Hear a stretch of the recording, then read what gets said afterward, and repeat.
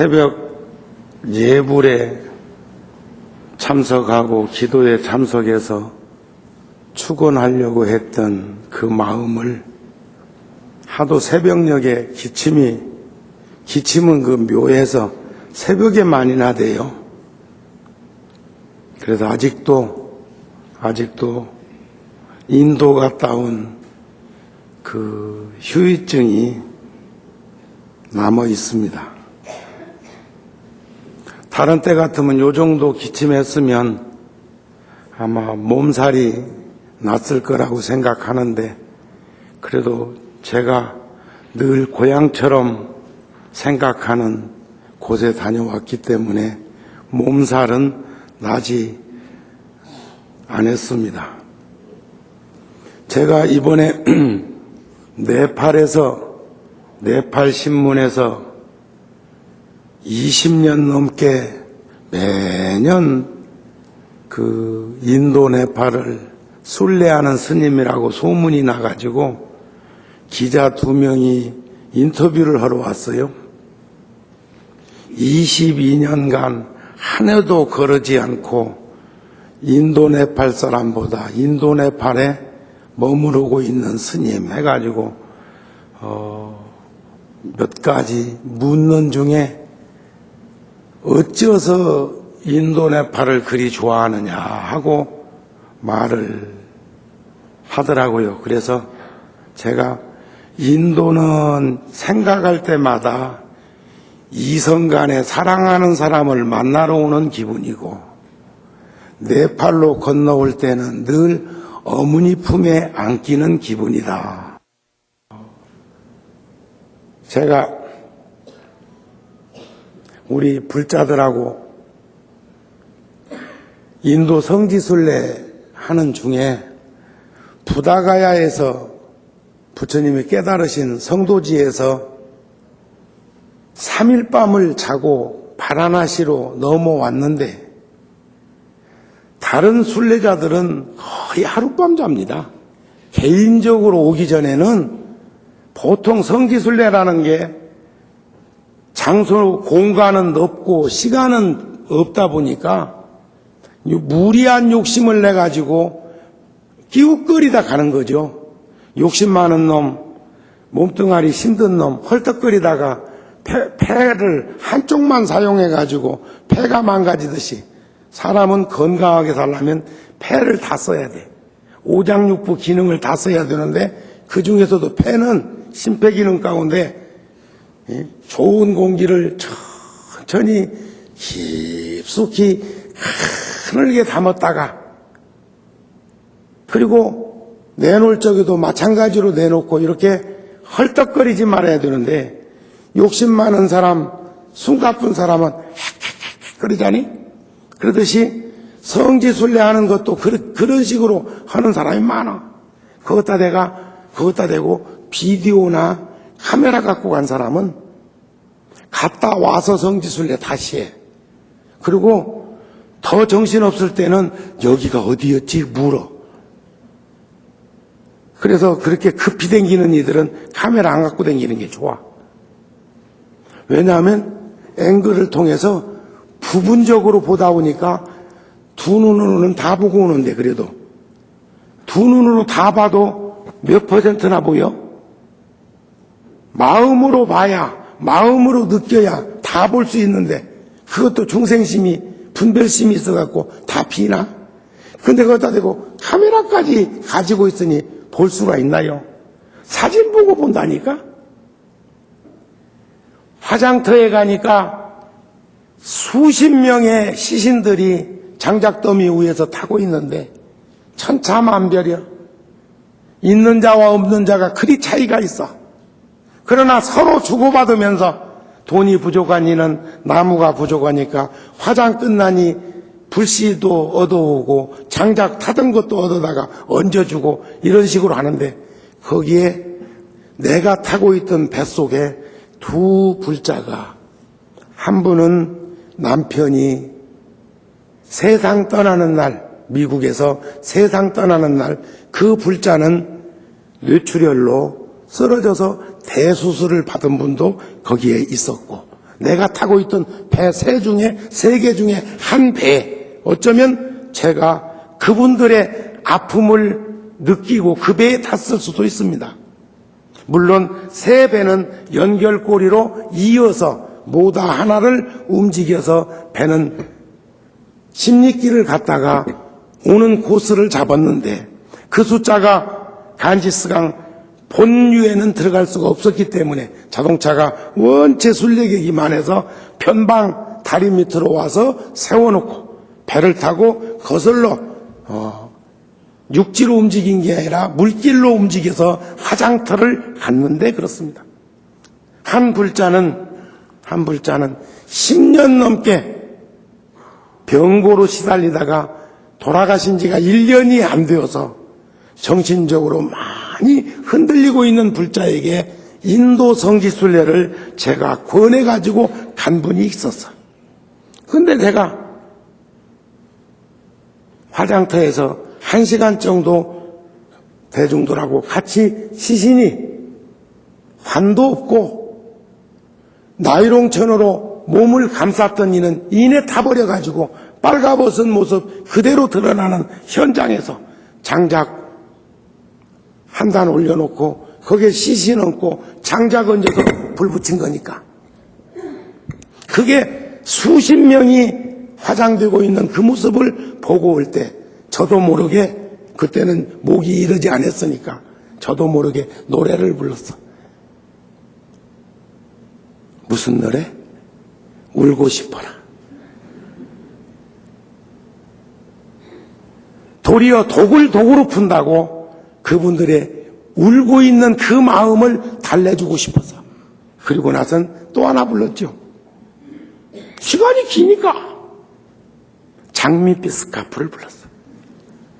그리고 또 하나 불렀어요. 두만강을 불렀어요. 그랬더니 이제는 노래를 또 더 불러달라고 우는 애기 달래놓으면 말이요 벨거 따달라고 그래. 응? 무슨 유정천리를 불러라는 둥. 그래서 세 곡으로 내 끝냈어. 근데 세상에 내가 그렇게 노래를 잘 부르는지 몰랐어. 좋대요. 응? 울고 싶으라 그 중간에 보면 그런 나면 대목 나오잖아요. 떠나보면 알 거야. 아마 알 거야. 꼭 이남이 목소리고 똑같아. 불자들아 보살은 10가지 좋아함이 있으니 이른바 바른 생각을 좋아하니 마음이 산란치 않은 연고며 지혜를 좋아하니 모든 법을 분별하는 연고며 모든 부처님 계신데 가기를 좋아하니 법문 듣기에 만족함이 없는 연고며 모든 부처님을 좋아하니 시방에 가득하여 가히 없는 연고며 보살을 좋아하니 자제하게 중생을 위하여 한량 없는 문으로 몸을 나타내는 연고며 모든 삼매문을 좋아하니 한 삼매문에서 모든 삼매문에 들어가는 연고며 타란이를 좋아하니 법을 가지고 있지 아니하여 중생에게 주는 연고며 걸림없는 변제를 좋아하니 한 글자와 한 글귀에 가르침을 말할 수 없는 시간 동안에 분별하여 연설하듯 탐이 없는 연고며 바른 깨달음을 이름을 좋아하니 일체 중생을 위하여 한량 없는 문으로 몸을 놔두어 바른 깨달음 이름을 보이는 연고며 법륜 굴리기를 좋아하니 온갖 유도의 법을 꺾어 버리는 연고니라. 만일 보살들이 이 법에 편안히 머물면 모든 부처님 열애에 이 없는 법의 즐거움을 얻느니라.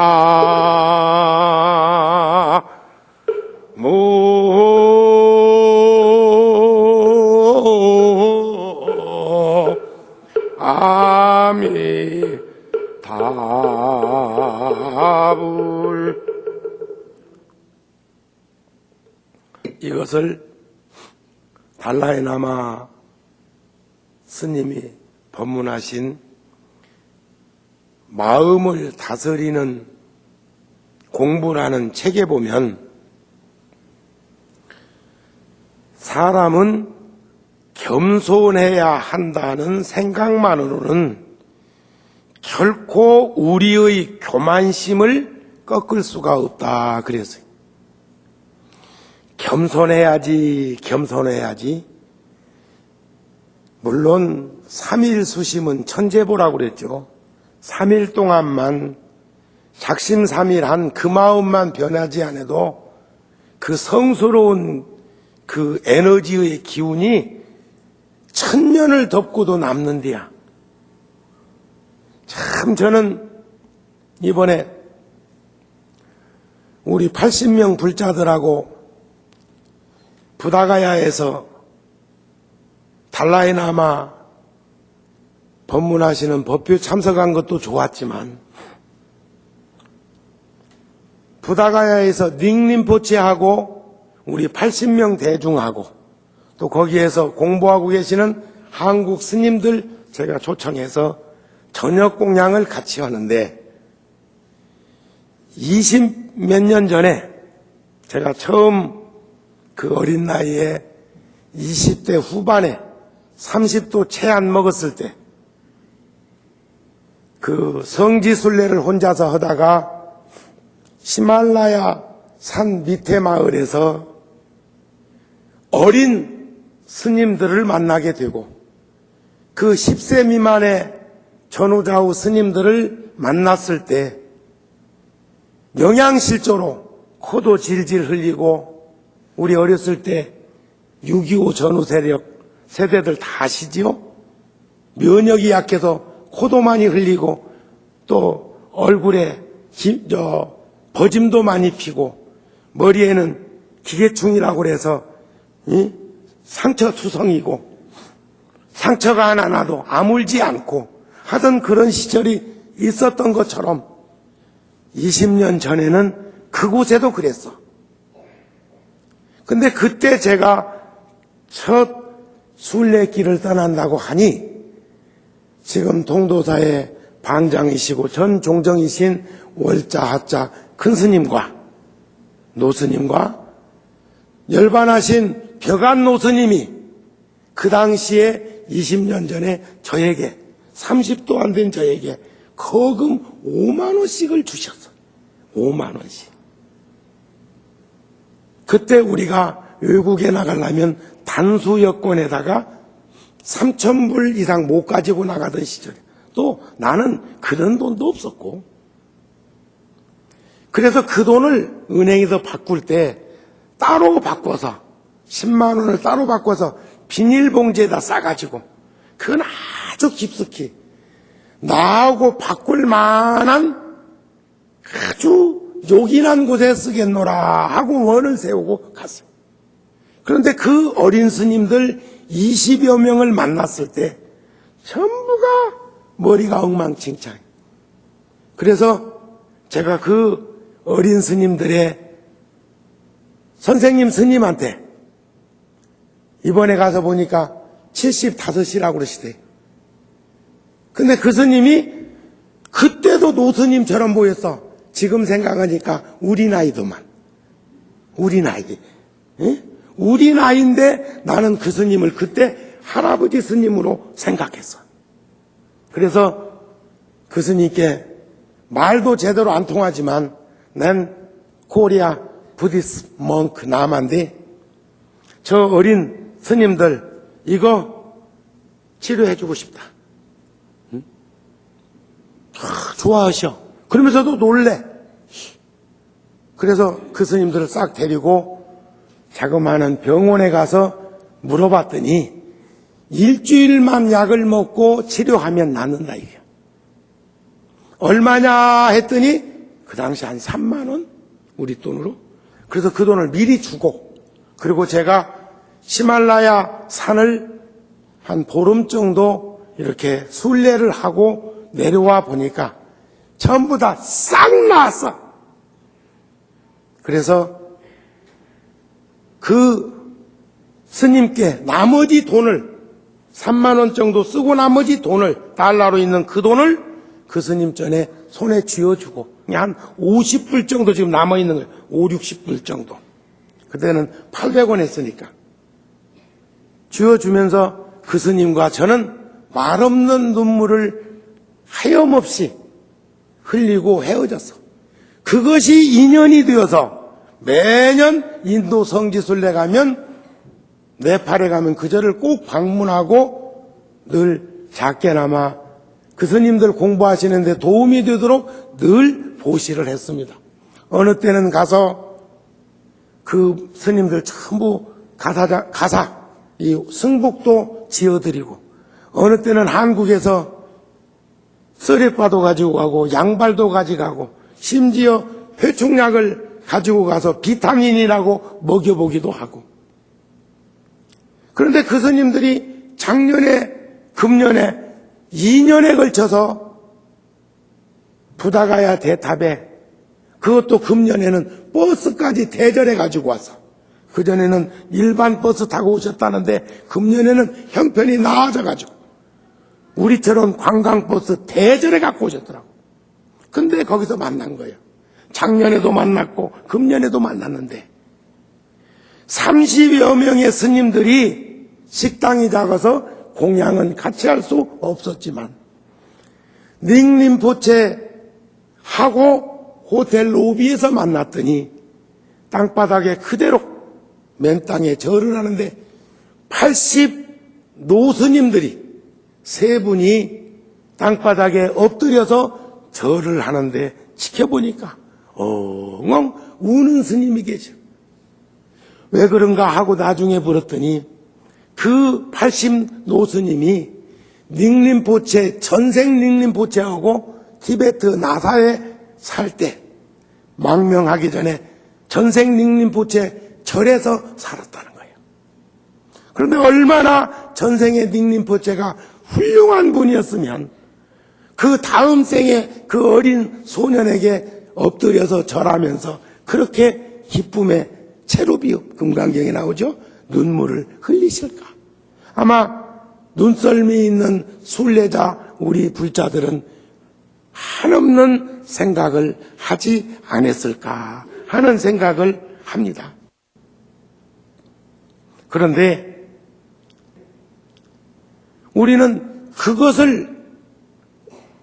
그런 모습을 통해서 얼마나 잘 살아야 하는가. 3일만 수행정지를 잘하고 변덕을 부리지 않아도 겸손한 마음, 겸허하는 마음, 감사한 마음, 친절한 마음, 서로가 서로를 이해하는 마음을 가지면 천년을 덮고도 남는데, 닝림포체는 22번을 환생하면서 수행했다고 하니 그 복이 말할 수 없을 거라는 거야. 이왕에 나왔으니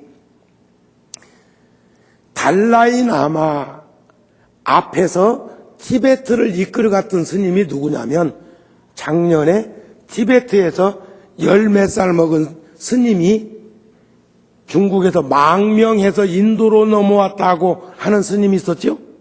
아마 신문 보셨을 거예요. 그 스님이 달라이라마 이전에 티베트를 이끌어가던 스님이야. 그런데 이번에 가서 직접적으로 만나지는 않았지만 같은 공간에 앉아 있으면서 내 바라보고 있는 달라이라마하고, 지금 달라이라마 법문하신다면 림포체들이 이렇게 이런 공간에 앉아 있는데, 저도 이제 그 안에 들어갈 수 있어서 보니까 세상에 그 17살, 18살 먹은 그 림포체들의 준수한 모습 속에 그 스님의 범상은 어마어마합니다. 몸에서 풍기는 그 에너지는 누구도 범접할 수 없을 만큼 그런 엄청난 기운을 드러내는 걸 보아서 그래서 이 육신이 하도 중생들이 이것만 최고라고 생각하고 그놈의 육신이 영원할 것으로 생각하고 그놈의 육신만 제일이라고 생각하다 보니까 부처님이나 선지식들이 야야 그거 부질없다. 생로병사 과정 속에서 다 그 돌려줘야 될 건데 1000년 가냐 만년 가냐 100년도 못 가지고 있고 대세포조직이라는 이 유전자는 변하고 있는데 그걸 그렇게 끌어안고 있느냐 하고 가르친 것은 너무 여기에 매여 있어서 너무 집착하고 있기 때문에 여러분들이 자식들을 너무 집착하면 그 자식 성장할 수 없습니다. 또 여러분들이 자식들을 소유한다면 절대 결혼시킬 수 없습니다. 자식들을 결혼시키는 거 보면 소유물은 아닌 건 정령코 분명한데 그런데도 늘 또 한편으로는 새의 날개쪽지처럼 소유와 성취를 두 가지 가지고 갈등을 느끼면서 시비를 하고 분별을 하고 애착을 가지고 얽매이고 구속되어서 부자유스러운 삶들을 혈족들이 사는 걸 보면 우리가 사고전환이 되어야 되겠다는 생각을 하는 거죠. 자, 우리는 잘 살아야 합니다. 보살이 세상살이에 좋아하는 것이 있다 이게 10가지로 그게 뭐예요? 지금 쭉 말씀드렸잖아요. 바른 생각을 좋아해. 왜냐하면 그래야 마음이 산란치 않기 때문이요. 바른 생각을 가지고 살아야 분별하고 시비하고 산란하지 않아요. 지혜 닦기를 좋아해. 왜냐하면 모든 이치를 분별할 줄 알기 때문에. 지금 쭉 들려드릴 때 다 이해하셨죠? 하도 쉬우니까 다시 해드려? 자, 우리는 실제로 겸손한 존재가 되어야 한다는 겁니다. 겸손해야 한다는 생각만으로는 결코 우리의 교만심은 꺾을 수가 없고 실제로 겸손한 존재가 되도록 노력해야 되는 거죠. 그게 바로 보살이 더불어 살아가면서 좋아하는 이런 일들과 이런 이치들이 가까이에서 나누어질 때 이루어지는 것이다. 또 겸손한 존재로 살아가야 한다는 거죠. 제가 이번에 작년에는 인도 갔다 와가지고 동아일보하고 동아일보에다가 글을 써달라고 해서 써주었고 금년에는 눈치 빠른 경향신문에서 가기 전부터 약속을 단대히 받아놔서 스님 이번에 갔다 오시면 글 좀 써주세요 이렇게 해가지고 그랬더니 이번에는 사진을 몇 장 달라고 해서 주었더니 그중에 달라이라마 성하고 저하고 이렇게 사진 찍은 걸 그 신문에다가 크게 내놨더라고요. 근데 거기에 보면 요즘 부자들은 더 많은 이익을 얻으려고 하고 있다 그랬어요. 이건 달라이라마 말씀입니다. 부자들도 가난한 이들도 사회의 철저한 구성원이죠. 있는 자나 없는 자나. 그리고 제가 작년 동지 때 무렵에 와서 법문할 때 그런 말씀 드렸잖아요. 우리 잡지에다가 그런 글을 써놨잖아요. 30년 전에 라디오 방송을 듣다가 지금은 라디오 차나 타야 들을까 뭐 단막극을 하나 그전에는 단막극이나 연속극을 라디오에서 많이 했습니다. 듣는데 내가 참 깊이 인식한 내용이 하나 있었어요. 어떤 거지가 12월 달에 라디오 방송에서 절규를 하는 거예요. 나에게는 착한 사람은 필요 없다고. 나에게는 나를 향해서 욕을 할지라도 실컷 욕하고 한번 걷어차도 돈 주고 가는 사람이 나의 고객이란 말이야. 이런 절규였어. 착한 사람은 주는 것도 부끄러워서 외면하고 간대. 거지가 적선을 청할 때 외면하고 간대. 주는 게 부끄러워서. 아무 도움이 안 된대. 거지한테는. 철저하게 자본주의 방식을 따르고 있는 그 부자들은 이제 스스로 사회주의 방식을 통해서 가난한 이들의 교육과 건강에 도움을 줘야 한다.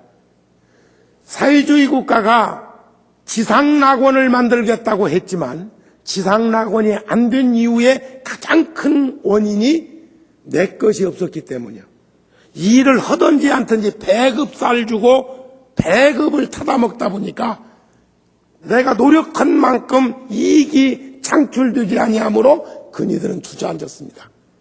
사회주의 네틴 막스주의라는 유물론적 변증법의 그 이상향이 지상낙원이요. 그런데 사회주의 국가가 망한 이유는 자본주의 방식을 겸하지 않았기 때문이야. 내 것을 주지 않았기 때문이야. 전부 정부 재산이고 개인 재산이 없었기 때문에. 지금 중국이 사회주의 국가이면서도 자본주의 방식을 끌어들여서 인민들한테 살아가도록 해놓으니까 부자가 많이 생겼잖니. 그것을 달라해나면은 자본주의 방식으로 돈은 벌고 사회주의 방식으로 보시하고 시주하고 공양하라는 거예요. 가난한 이들의 교육과 건강에 행복권을 우리가 담당해야 한다는 겁니다. 그래서 우리는 건강한 자본주의 방식으로 돈은 벌고 그렇게 번 돈은 좀 더 유용하고 의미 있는 방식으로 다른 사람들과 나누어야 한다는 거예요.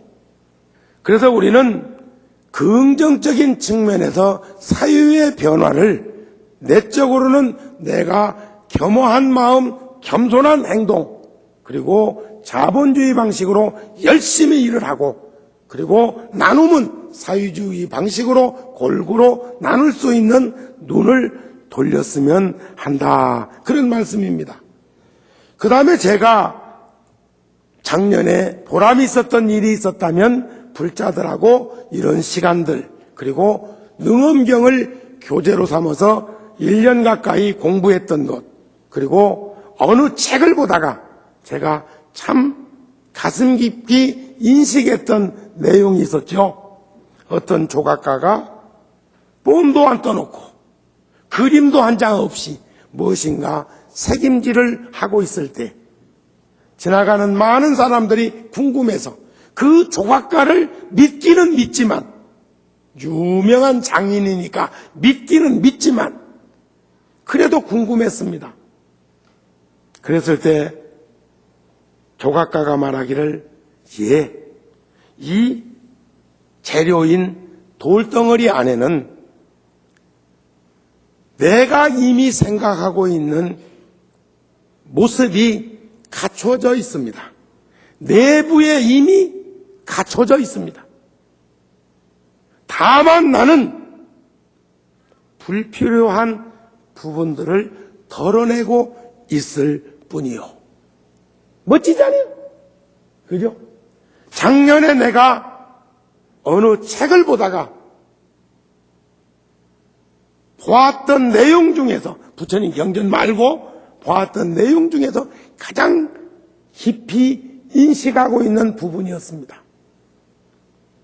이미 갖춰져 있는데 나는 불필요한 부분들을 털어내고 있을 뿐이다.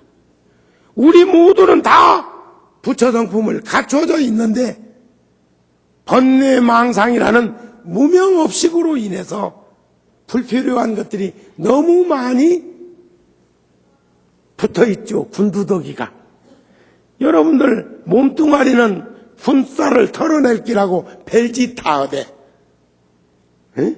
뱃살을 털어낼 기라고 하다 안 되니까 거기다 뭐 주사기인가 뭐 집어넣고도 쪽쪽 빼내는 수술도 있다며? 그러니까 그 군두더기만 털어내면 우리는 정령코 저절로 본래 내 모습, 갖춰져 있는 내 모습, 그리고 원하는 바 그 모습을 우리는 가질 수 있다. 그런 말씀이 됩니다. 그 다음에 성문이나 영각은 더 나아가지를 못해. 공자님도 그런 말씀 하셨거든요. 사본민지학이 가이지업을 두면 현이요 현인지학이 가이지업을 두면 성이라. 범부가 따로 있는 것도 아니고 현인이 따로 있는 것도 아니고 성인이 따로 있는 것은 아니다만 범부가 중도패한다든지 현인이 중도패한다든지 하면은 성인이 되지 못하는 것이다 하고는 제자들을 들어서 표현을 해. 10대 12제자 가운데 안현이라는 제자가 있고 염구라는 제자가 있어. 염구지학이 가이지어 안현이로 돼. 안현이만 모든 것은 중도패해서 아이고 나는 전이만 절대로 안 돼. 예? 요즘 사회 사람들은 그런 말 한다며요. 아이고 전이는 교육된 기가 갖고 말을 어떻게 잘하는지 말은 안 된다고 이런다며. 말상대가 안 돼. 말을 잘해가지고 말 잘하기로 하면요 불교 믿는 이가 더 잘할 수 있어. 왜냐하면 그쪽은 한 권뿐이지만 우리는 몇 권이요? 6,791권이요. 팔만대장경이 경전으로 묶으면 6,791권. 해인사 판각으로 말아서 이렇게 양면에다가 새기면 81,258장이나 된다. 16만 쪽이 넘잖아요. 그런 가르침에다가 역대 조사 스님들이 하신 말씀이 얼마나 많아. 정우 스님도 아는 게 없어서 부처님 말씀이나 큰 스님들 말씀을 전해드리는 과정 속에서도 그래도 내는 내대로 또 하는 말이 있잖아요. 그거 다 취합해봐. 정우 스님 보고 누가 말 못한다고 할 사람이 있겠어? 나도 본래 말 잘 못하는 사람이야. 그렇잖아요? 근데 그냥 부처님께 의지하고 삼보전에 의지하고 머리 깎고 살아가면서 변제가 터졌다고 말이야. 그냥 하는 소리고 그냥 이렇게 하는데 나보고 참 말을 잘한다거든. 조리 있게 잘한다든가. 자, 그러니까 안현지학이 가이지어 제로돼. 안현이라는 제자가 공자님만 못한 이유는 딴 거 없다 이게. 단명사라. 3살에 벌써 머리가 씌어가지고 29살에 세상 떠났다든가 그래. 그래갖고 애제 그래서 슬프고 슬프다. 그 참 제자 가운데 가장 쓸만한 제자가 안현이라는 제자인데 일찍 단명에서 세상을 떠났어. 그러니까 공자가 따로 있는 게 아니고 그가 나만 못할 이유가 없는데 나만 못했던 이유는 일찍 세상 떠나서. 염구가 안현이만 못할 이유가 없는데 나는 안 돼 하고 중도패했어. 이것이 문제지. 본래 정해져 있는 틀이 없는 것을 중국의 공자님도 말씀을 하셨다 이런 말이야. 부처님께서 연금사가 한 종류의 재료인 금을 가지고 여러 가지 물건을 만들 수 있는 것은 생각 따라 변화시키는 것인 것처럼 우리들 부처 성품이 중생 낱낱 중생들에게 다 재료로 들어있지만 연금사의 생각이 비녀도 만들고 수저도 만들고 그릇도 만드는 것처럼 우리들의 생각 그것이 번뇌망상을 일으킴으로 해서 우리 낱낱 중생들의 종성이 달라지고 모습이 달라지는 그런 이치들을 우리가 살펴보면서 살 수 있었으면 한다는 겁니다. 자, 금년에는 정월달에 이렇게 우리가 내년 정월은 일찍 옵니다. 내년에는 윤달이 있어서 2월달에 윤달이 있어. 그래서 일찍 오는데 금년에는 정월달이 늦게 왔습니다. 자, 삼재라는 게 무엇입니까? 삼재. 우리가 동지 때 제가 말씀드렸습니다. 동지란, 1년의 동지란 하루의 자시에 속한다. 그래서 자시. 자, 축, 인묘, 진사, 오미, 신유, 술, 해. 12시, 낮낮 그 시에 2시간씩 포함되니까, 그러면 자시란 늦은 밤인 11시부터 그 다음날 시작하는 1시까지를 자시라고 그럽니다. 그래서 제가 얼마 전에 어떤 가정에 상을 당했는데 밤 11시 50분에 돌아가셨다고 하더라고요. 몇 일장 하면 되겠습니까? 3일장 하시오. 그러면 스님, 내일 그러면 출상해야 합니까? 아니요, 모레. 아이고, 제사 지낼 적에도 보면 산날 지낸다고 말은 좋다, 산날. 그래 놓고는 오늘 돌아가셨다면 어제 제사 지내지요. 어제 제사 지내. 그런데 언제 지내? 초저녁에 지내. 그리고 뭐 해? 놀아. 연속곡 부고 바둑 두고 고수톱 치고 놀아. 그리고는 우리 이제 간다 하고 가요. 옛 어른들이 오늘 돌아가신 분을 어제 지내고 내일 돌아가신 분을 오늘 제사 지내는 연휴는 첫 시간. 쳤다고 한다고죠? 첫 시간. 자시에 밤 11시에서 1시 요 사이에 첫 시간에 돌아가신 날 첫 시간에 제사를 지내고 그 가신 분을 생각하고 기리기 위해서 하루 전날 준비하는 것인데 요즘은 낮에 절에 와서 제사 지내면서도 하루 전날 지내. 왜 그러냐고 물으면 산날 지내느라고. 우리는 절대로 어제 떠난 사람도 내일 떠나는 사람도 아니여. 가는 건 오직 오늘뿐이야. 오늘까 오늘. 이 몸뚱아리 가지고 있는 한 어제는 스치고 지나갔고 내일은 절대로 안 와. 오늘 내일 가는 사람 봤어? 없어. 오늘 가 오늘.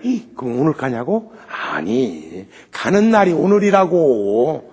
아시겠죠? 또 걱정하실까 봐서 그래야. 그러니까 우리들은 초저녁에 지내고 할 바에야 돌아가신 날 당일날 지내는 거요. 근데 이제 그걸 10년 20년 해오던 것을 가리늦게 야야 우리 주지스님이 산날 한단다 해갖고 바꾸려고 하면 계도 수정이 안 돼요. 계도 수정은 어떻게 해야 되느냐? 시간을 끌어. 야, 너들 바쁘대? 천천히 와라. 일 보고 우리가 준비 다 해놓을 테니까 천천히 와라 해갖고 밤 한 10시나 11시가 되어도 와도 뭐라고 하지 마. 바쁜 일 다 접어놓고 퇴근해갖고 정신없이 길 막히는 그 길을 따라서 오니까 어머니 씨가 뭐라고 하냐면 오늘이 먼 날인데 너 아버지 섭섭도 하겠다. 아이고 그 영감 우리 그 가난한 시절에 자식 새끼는 많고 허리 뜯으려고 뭐 한다고 우리가 그 고생하면서 자식 놈의 새끼들 가르치고 먹이고 어찌고 했는가 모르겠다고 이렇게 푸념 들어놓으면 초저녁에 오지요. 직장 안 갈 수도 있지요. 그런데 날짜는 전날 잡아놓고 초저녁에 지내놓으면 뭔 의미가 있어. 그러니까 사람이 그런 게 지혜예요. 그죠? 부처님 당시에 큰아들은 우산장수고 작은아들은 집세기장수인데 어머니가 실명하게 생겼어. 인도라는 날이 비 안 오면 비 오고 그렇지 뭐. 세상 날씨라는 게 그런 거 아니요? 비 오거나 비 안 오거나 둘 중에 하나지. 더운 지방에 눈 오는 거 봤어? 근데 이 노모가 아이고 비 오는 날은 집세기 안 팔린다고 울고 있고 날 좋은 날은 또 우비 안 팔린다고 비 오다 안 팔린다고 울고 있더니 울다 지쳐서 짓물러갖고 눈이 멀게 생겼어. 부처님이 그 사실을 아시고 가가지고 그러시잖아요. 보살님 비 오는 날은요 아이고 큰아들 우산 잘 팔려줬겠네. 날 좋은 날은요 아이고 우리 작은아들 집세기 잘 팔려줬겠네. 일주일도 안 갔고 눈이 났더라네. 집 물렀던 눈이 약도 안 발랐는데 났더래요. 왜 우리들은 그런 사고전환 같은 것이 그렇게 쉽지 않을까? 삼재팔란 마찬가지요. 삼천갑자 동방석이가 3년 고개에 넘어져가지고 3년밖에 못 산다고 거기서 그냥 눈이 짓물러 근이도 장님들 뻔알았는데 정우 스님이 지나가다가 왜 그러냐고 물었잖아요. 그러니까 3년 고개 넘어져가지고 3년밖에 못 산다고 해서 그렇다고 하니까 그러면 한 번 넘어져 3년이면 2번 넘어지면 3번 넘어지면 4번 넘어지면 12년. 그러면 금년 3대 들었다 12년 후에 또 올 건데 4번만 넘어져 버리면 아무 일 없네? 삼재 없는겨. 삼재라는 게 뭐요? 화재, 수재, 풍재 아닙니까? 우리 몸이 지수화풍으로 이루어져가지고 끝머리에 흙으로 돌아간다며. 예? 우리가 바람, 풍재라는 게 바람 떠나는 거요. 숨을 거두는 것이고. 수재라는 게 뭐요? 늙는 거요. 화재라는 건 늙는 것이고. 아니다. 수재는 늙는 것, 화재는 병드는 것, 풍재는 죽는 거요. 이게 삼재요. 늙고 병들고 안 죽을 사람이 있어? 우리는 태어나서부터 죽을 때까지 삼재는 지니고 살아. 그것을 어떻게 조율하고 어떻게 극복하고 어떻게 뛰어넘을 수 있는가가 우리의 숙제입니다. 그렇죠? 그것을 12년마다 한 번씩이라도 10년이면 강산이 변한다는데 그 시간에 한 번씩이라도 나를 되돌아보면서 내관사유하고 살아왔던 시간들, 살아갈 시간들을 이렇게 살펴보면 잘 나갈 때 뒤돌아보고 있을 때 저축해야 없을 때 쓰지. 참 둔탁한 목소리로 여러 불자들하고 정초부터 가졌습니다. 건강들 하시고요. 행복하시고 소원 성취하시기 바랍니다.